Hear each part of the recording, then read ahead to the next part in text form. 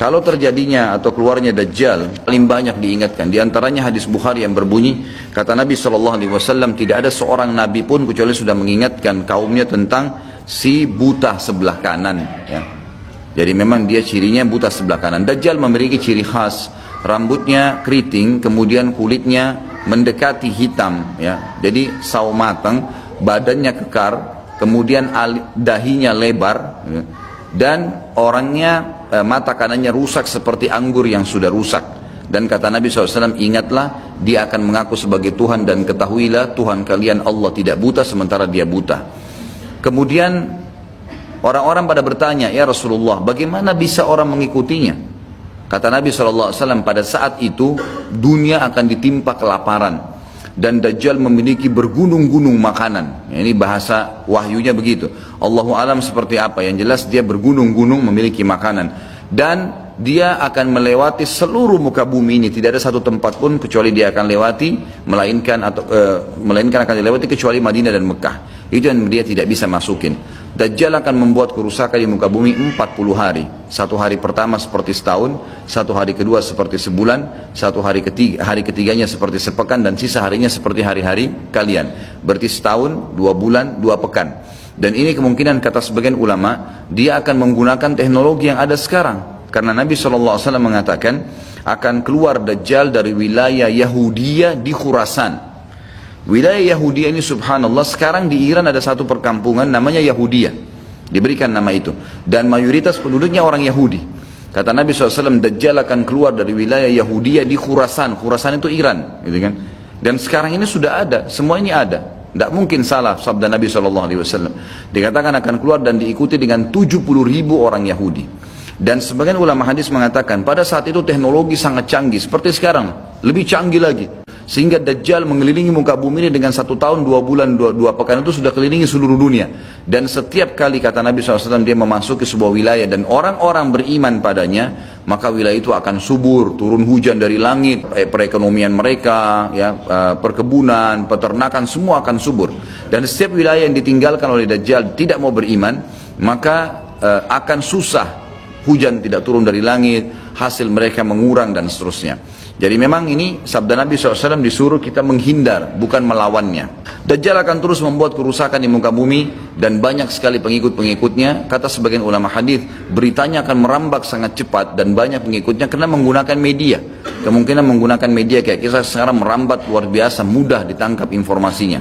Dajjal akan dikenal oleh orang-orang. Jadi orang-orang akan banyak yang tidak beriman sama Allah, yang munafik, semuanya ikut. Termasuk ada yang mengaku Islam tapi munafikin menjadi pengikutnya Dajjal. Ya. Kemudian Dajjal akan keliling terus di muka bumi sampai dia tiba di Madinah, yang diceritakan kota Madinah. Dan dia tidak bisa memasuki kota Madinah karena di setiap pintu gerbangnya ada malaikat yang menghunuskan pedang. Ada 2 malaikat yang menghunuskan pedang dan menghadangnya. Maka Dajjal pun tidak bisa masuk. Allahu alam bagaimana ini terjadi, tapi ini sabda Nabi SAW. Lalu Dajjal pun mencari gunung tertinggi yang ada di sekitar perbatasan Madinah. Tapi yang jelas Dajjal akan naik ke atas sebuah gunung, kemudian dia berkata kepada para pengikutnya, apakah kalian melihat istana putih itu?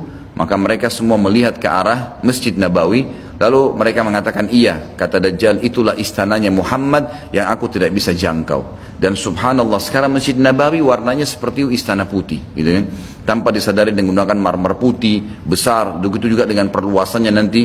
Memang kalau dari kejauhan seperti istana yang sangat mewah. Belum pergi, dia sempat menyentakkan kakinya kata Nabi SAW, sehingga membuat terjadilah gempa di Madinah dan membuat seluruh orang munafik di Madinah keluar jadi pengikutnya. Jadi gempa dan hanya tinggal di sana orang-orang beriman. Hanya tertinggal di sana orang-orang beriman. Lalu keluarlah sebelum Dajjal pergi, keluarlah satu anak muda yang kata Nabi SAW orang terbaik pada saat itu. Terbaik pada saat, orang yang paling luar biasa imannya. Masih muda di sini ulama mengatakan istilah syab dalam bahasa Arab bisa dari mulai balik 12 tahun sampai 40 tahun. Nanti keluar seorang anak muda yang diistilahkan syab antara umur ini, kemudian keluar dan sempat melihat Dajjal. Maka Dajjal pun mengatakan menangkapnya segera dan mengatakan saya Tuhanmu. Maka orang tersebut mengatakan kau adalah Dajjal yang telah diceritakan oleh Nabi SAW.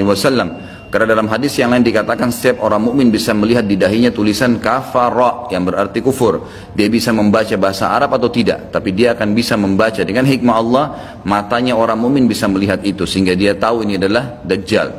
Kemudian Dajjal pun mengambil gergaji dan membelah dua dari kepala sampai kemaluannya, sehingga anak muda itu terbelah dua dan Dajjal melewati tengah-tengahnya dan seluruh pengikutnya bersorak-sorak. Lalu Dajjal berkata, bangkitlah, bangkit kembali bersatu. Lalu kata Dajjal, apa kau sudah yakin saya Tuhanmu? Maka Dajjal mengatakan, maka anak muda itu mengatakan, justru saya tambah yakin kau adalah Dajjal. Setelah itu dia berusaha membunuhnya tapi dia tidak mampu lagi. Allah sudah selamatkan. Maka Dajjal pun meninggalkan lokasi tersebut. Lalu puncaknya Dajjal menuju ke Palestina. Dan dia akan bermarkas di sebuah tempat namanya Babulut. Babulut dalam hadis. Subhanallah, sekarang ini sudah ada kota di Israel yang mereka rebut wilayah Palestina, sebuah seperti kecamatan, ya, kalau yang saya tangkap, saya depan ada cuplikannya, itu ternyata diberikan nama Babulut oleh orang Yahudi. Dan ini disebutkan dalam hadis dengan lafaz itu Babulut, ya, Bablut, gitu kan. Seperti sabda Nabi SAW. Dan sekarang mereka lagi fokus membangun, menjadikan wilayah itu wilayah yang paling mewah di Israel. Subhanallah. Dajjal akan menuju ke sana, dan sementara dia menuju ke sana, setiap wilayah yang dia lewatin, salah satunya disebutkan dalam hadis Bukhari adalah dia akan melewati satu wilayah yang sangat banyak masyarakatnya. Ya Allahu alam ini di mana? Lalu kemudian dia berkata kepada pemimpinnya, Allahu alam ini presiden kah, raja kah, kepala suku kah? Dia akan berkata bahwasanya saya Tuhanmu. Maka orang itu mengatakan, apa buktinya kau Tuhan saya? Dia bilang, bagaimana kalau saya hidupkan kedua orang tuamu? Apa kau akan percaya saya Tuhanmu? Maka orang itu berkata, tentu saja. Ada Dajjal, tunjukkan kuburannya. Ditunjuk kuburannya, lalu Dajjal mengatakan, keluarlah. Maka keluarlah orang tuanya dan berkata ibu ayahnya, ikutlah pada orang ini, ikutlah pada ini, karena dia adalah Tuhanmu. Maka akhirnya kepala suku atau kepala negara itu pun menyatakan ikut, dan seluruh masyarakatnya ikut. Jadi luar biasa, miliaran orang jadi pengikut Dajjal pada saat itu. Maka Nabi SAW sudah membongkar buat kita itu. Berkata apa? Itulah dua syaitan yang menjelma untuk menipu manusia.